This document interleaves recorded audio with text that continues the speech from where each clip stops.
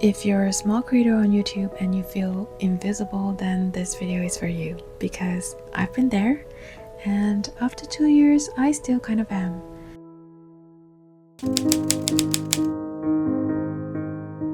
I started my channel on 23rd September 2023, and in the beginning I had no idea on what kind of art content I wanted to make. I mean, I knew I wanted to do art videos, but I had no idea what the niche is, and I tried everything, like tutorials, speed paint, art therapy type videos, but none of them felt right, and I was drained trying to come up with different ideas all the time. I learned pretty quickly that just because a certain type of video is popular, it doesn't mean that it is right for me, and it doesn't mean that I should just jump on the bandwagon, especially if I'm not passionate about it. I'm not saying that you shouldn't experiment though. It was only through trial and error that I learned the limits of what I enjoy making and what I don't. So this is my first tip for starting out a channel. Just because something is popular and trending doesn't mean that it's right for you.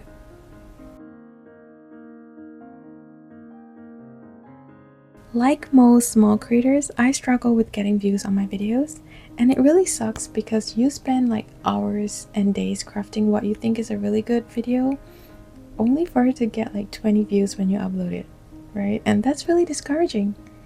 But at the end of October 2023, something surprising happened. I did a fan art of Taylor Swift's 1989 album cover. At the time, I think she just dropped the Taylor's version of it, and I just uploaded it to YouTube Shorts without really expecting anything, but it became my first high-performing video ever. I mean, it got like 2,000 views in the first week, which is not a lot by most measures, but it was way more than anything that I had ever achieved before, and that really gave me hope, so I started experimenting with shorts. At first, most of them were not very successful. They only got like a few hundred views, but eventually I found a rhythm and my shorts started averaging a few thousand, and now it regularly hits somewhere between 10 to 15,000 views on average.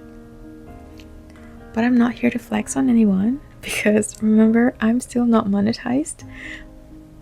But what I want to share is that the YouTube Shorts platform gave me something that is really crucial to my journey as a creator and as an artist, which is motivation. Whenever I upload something, I would get little comments of encouragement, and that really kept me going. It also helped me hit my first 1,000 subscribers, and it reminded me that people do enjoy and find value in my art. And also, I would say that it's really simple to create a YouTube short. You don't need the big camera setup. You just need your phone, and you film something in the vertical format, put a nice audio over it, and you're kind of good to go. So if you're daunted by the idea of creating long form content, I would say that YouTube Shorts are a great way to break the ice and kickstart your journey as a YouTube content creator. That leads me to my third point, which is that tools don't make the artist. Here's something that might surprise you. This video was filmed on a very old Sony camera and edited on a 10 years old MacBook Pro with a free video editor. Like, you can literally download it on the App Store. I'll put a link below. When I first started YouTube, I thought that I needed to use what all the real YouTubers were using. I signed up for Adobe Premiere and Envato Elements. I even set up like a little website for myself because I saw so many creators doing this, and I thought that that's what I needed. And don't get me wrong, these are incredible professional tools, but here's the fact. I am not Steven Spielberg.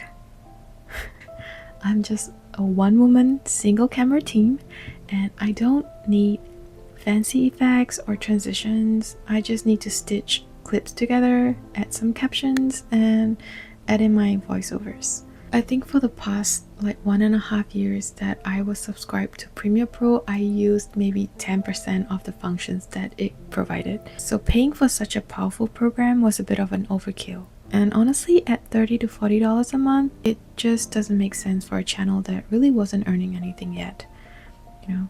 Also, I think subconsciously I might have been overcompensating. Deep down, I feel like my art content wasn't engaging enough.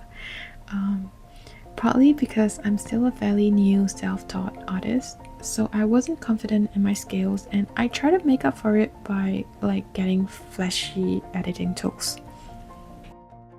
And you want to know another truth? My highest performing videos were filmed and edited on my iPhone 13 Pro, which is like a 5-year-old phone. So this is the takeaway. You don't need fancy gears to start. Just use what you already have and focus on improving the quality of your art, not the price tag of the tools that you're using. One of my biggest struggles has been to figure out the kind of art channel that I want to run, because YouTube has so many different types of creator. For example, you have artists like Stan Prokopenko from Proko channel, who are masters of their craft and they do tutorials and classes for their audiences. And then you've got artists like Sam Does Art of Viora, who create incredible art, but a lot of their videos are personality driven. And then you've got commentary channels like Cat and Chat, who share stories and dramas in the art world. I'm a sucker for these kind of videos. And then there's also creators like Josh's Art, whose videos feel like little indie films, right? They're educational but also very cinematic. And when I look at all of these creators, I ask myself, where do I fit in? And the truth is, I don't know.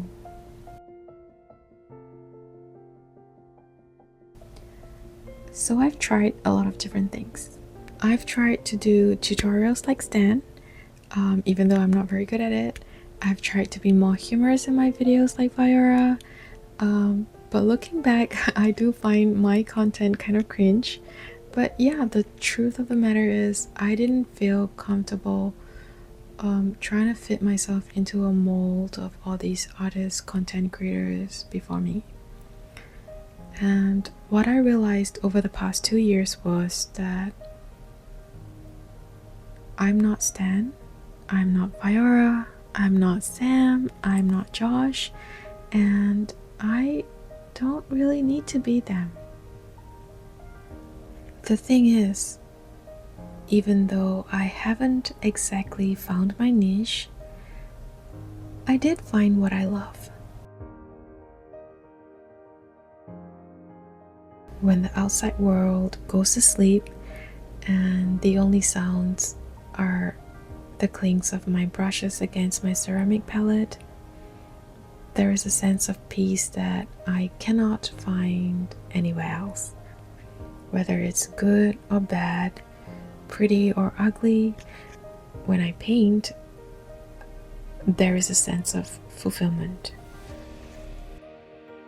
We live in really difficult times, and painting also gave me a sense of control in a world that seems to be collapsing on itself. And on paper, I can build mountains and crush them. I can create characters, remake existing ones, and redo things over and over and over until I'm satisfied. So in a way, the sketchbook pages became my therapy. They allowed me to paint over parts of myself that I hated and celebrate the parts of myself that I love.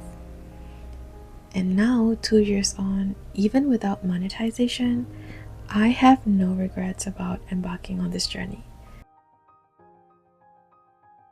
So even if I don't quite know where I'm gonna end up in my creative journey, at least I know how I want to go in my journey, which is to do it softly and gently and to bring a sense of calm to people who watches my video.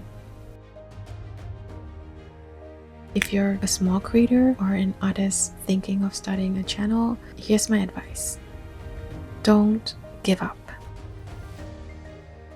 Even if it feels like a waste of time, even if you're not growing as fast as you had hoped, because with time you're gonna find your own rhythm and you're gonna find your own people. And most importantly, along the way, you're gonna find things about yourself that you didn't know exist before. You're gonna be able to challenge the limits of your creativity, and you're gonna grow in ways that you didn't expect to grow. So yeah, thank you for watching, and I will see you in the next video. Bye.